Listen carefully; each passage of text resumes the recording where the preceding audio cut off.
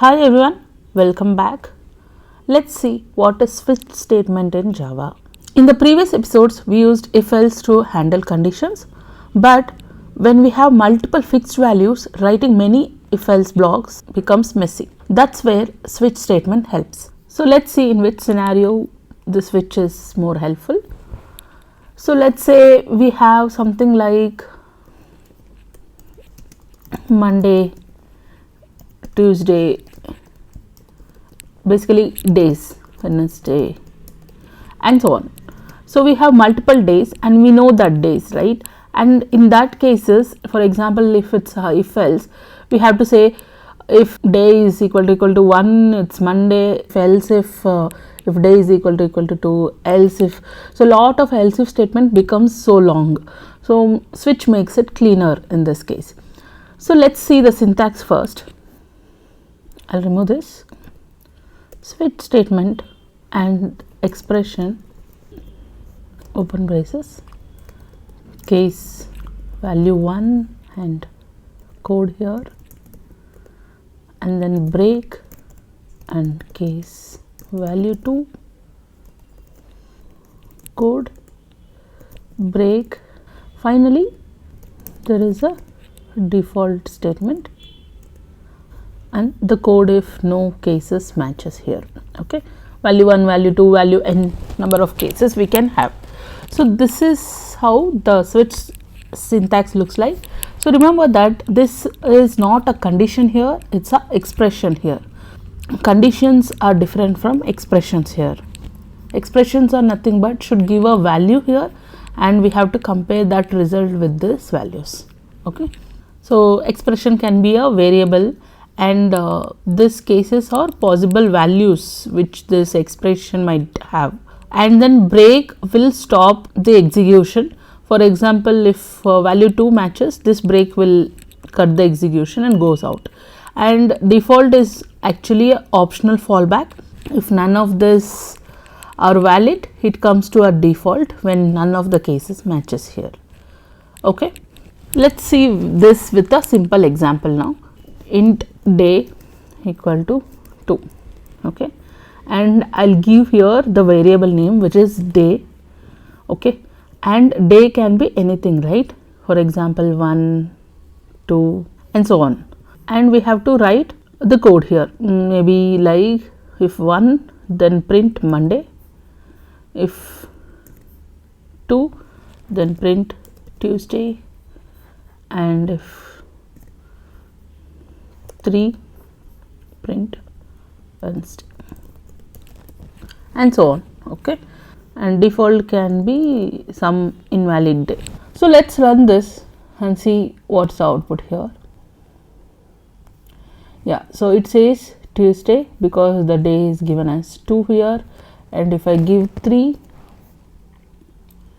it says Wednesday, and if I give some invalid number like 9 and run this, it says invalid day. Okay, so this is how the switch statement works. Now let's see what happens if we remove this break here. I will try to remove this break, for example, from here and here and also here. Okay, and I'll give day as 1 here, and let's run this program now. And if you see, all the cases are printed here. So here what happens is, if it's 1, it prints Monday, there is no break, right? So it starts going to all the statements after that. So if I give 2 here, let's see what happens. So it comes from Tuesday. So Tuesday is right? After that, all the statements after that will be printed here. Same with 3, Wednesday, and some 9, again some invalid day. Here only if you give break, then after that execution it comes out of switch. Okay, so this is called fall through concept. Okay, let me write. So fall through. So fall through is nothing but if break is not used, execution continues to next case. Okay, like we saw here. So that is called fall through concept. Now let's see multiple cases for same output. Let's see this with an example. Let's say character grade equal to A. Okay. Let's say both A and B we have to give the same print statement. So we can write something like case A, if it's case B, then print excellent, and don't forget the break here. So if you see here, two cases here, multiple cases, we need the same output. For example, in both the cases it's excellent, and then I'll give one break for this. See, let's say good and default, let's say need improvement. Okay, so let's run this and see. It says excellent, and it also says excellent for B, and if I give C, it says good, and if I give something else like D or something, it says needs improvement. Okay, this is how we can check multiple cases with same output. So here A and B shares the same code block. So it's not always mandatory to add code here. Okay, for C, I don't want to do anything. I have to skip if it's C, for example. Then I can even add just break here, and it does nothing if you add C. It will not go to default here, need improvement, because I'm saying if it's C, you just break. I'll not do anything. Okay, now let's see some tips here.